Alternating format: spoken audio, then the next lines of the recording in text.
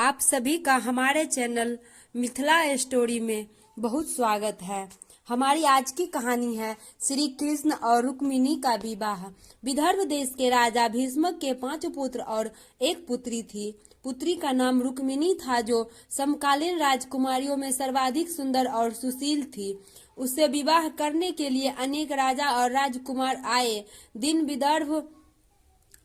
विदर्भ की राजधानी की यात्रा करते रहते थे। उन दिनों कृष्ण के रूप, सौंदर्य और पराक्रम की गाथाएं समस्त भरतखंड में गूंज रही थी। राजकुमारी रुक्मिणी अपनी किशोरावस्था से ही कृष्ण के संबंध में सुनती चली आई थी, इसीलिए उसके मन में कृष्ण के लिए विशिष्ट स्थान बन गया था।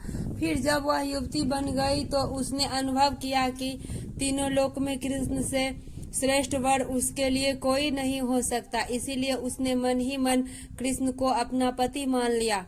रुक्मिणी के पिता और माता भी चाहते थे कि उनकी पुत्री का विवाह कृष्ण के साथ हो, लेकिन रुक्मिणी के बड़े भाई रुक्मी की मित्रता शिशुपाल और जरासंध जैसे उन राजाओं के साथ थी जो कृष्ण को अपना सबसे बड़ा शत्रु मानते थे। उन राजाओं को कृष्ण के हाथों कई बार पराजय का सामना करना पड़ा था, फिर भी उनकी शत्रुता की आग नहीं बुझी थी।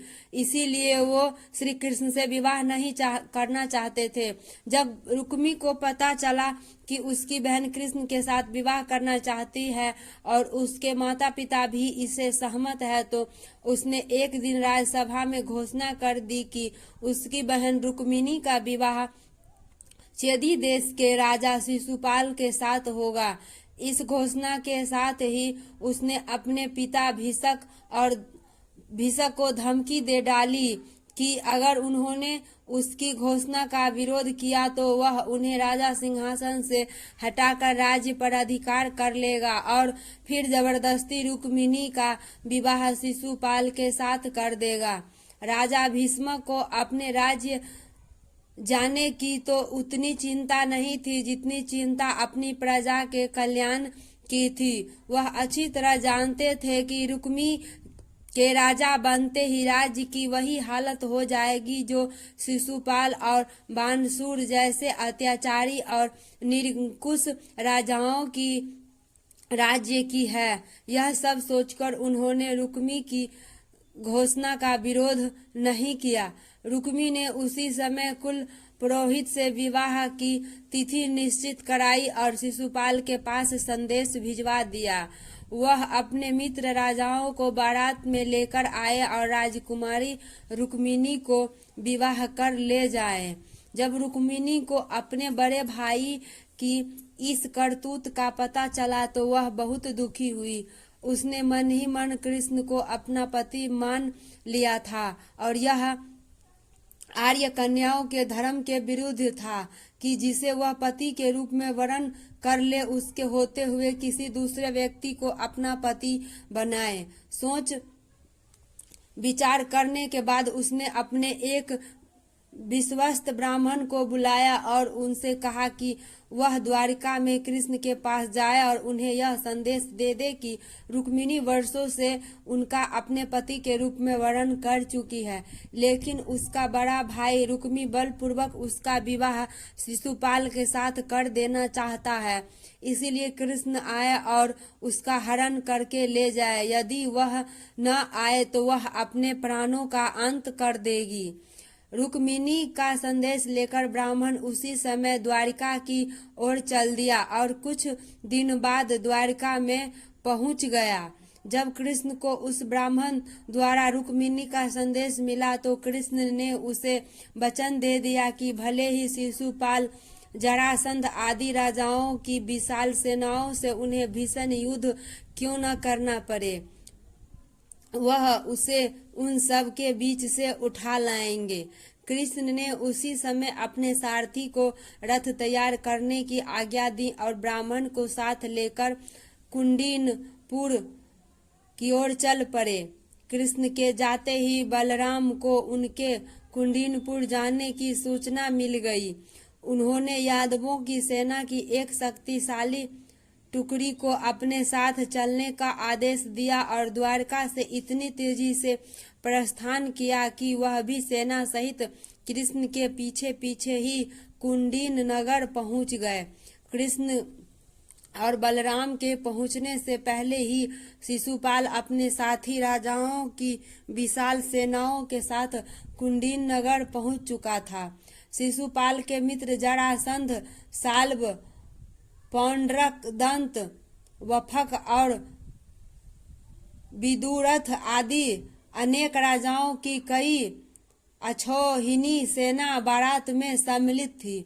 विवाह के दिन सुबह ही परंपरा के अनुसार रुक्मिणी अपनी सहेलियों तथा अन्य महिलाओं के साथ गौरी पूजन के लिए नगर से बाहर बनाए गए मंदिर में पूजा करने गई। रुक्मिणी के संदेहवाहक ब्राह्मण द्वारा कृष्ण को इस बात का पता चल चुका था कि इसीलिए वह रथ लेकर मंदिर के पीछे पहुंच गए। पूजा करने के बाद रुक्मिणी जैसे ही मंदिर से निकली, कृष्ण ने उन्हें उठाकर अपने रथ में बैठा लिया। रुक्मिणी के साथ अपने सैनिक देखते ही रह गए। जब शिशुपाल और उसके साथी राजाओं को रुक्मिणी हरण का समाचार मिला तो वे अपनी विशाल सेना लेकर कृष्ण को पकड़ने के लिए चल दिए। रुक्मिणी का बड़ा भाई रुक्मी भी अपने चारों भाइयों और अपनी सेना के साथ कृष्ण के पीछे पीछे चल दिए। नगर के कुछ दूर निकलते ही यादवों की सेना दिखाई देने लगी।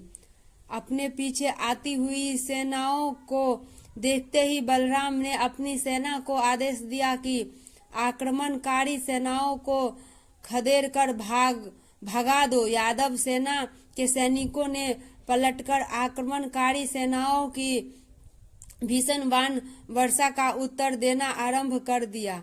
देखते ही देखते भीषण संग्राम होने लगा।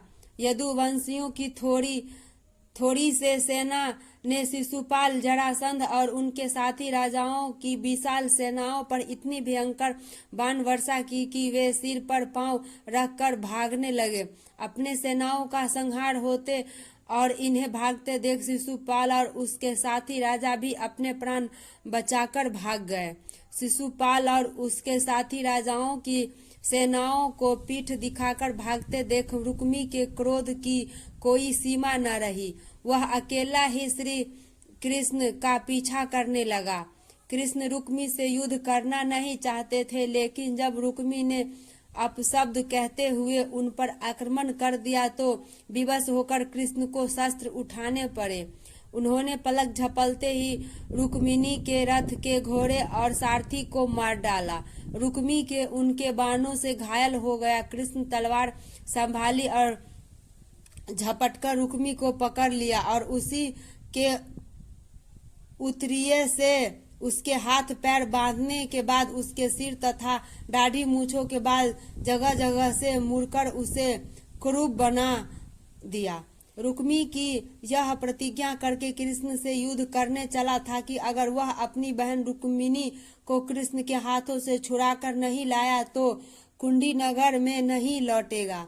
बलराम के कहने पर जब कृष्ण ने उसे छोड़ दिया तो वह अपने बचे खुचे सैनिकों को लेकर एक निर्जन प्रदेश में चला गया और वहीं नया नगर बसाकर रहने लगा।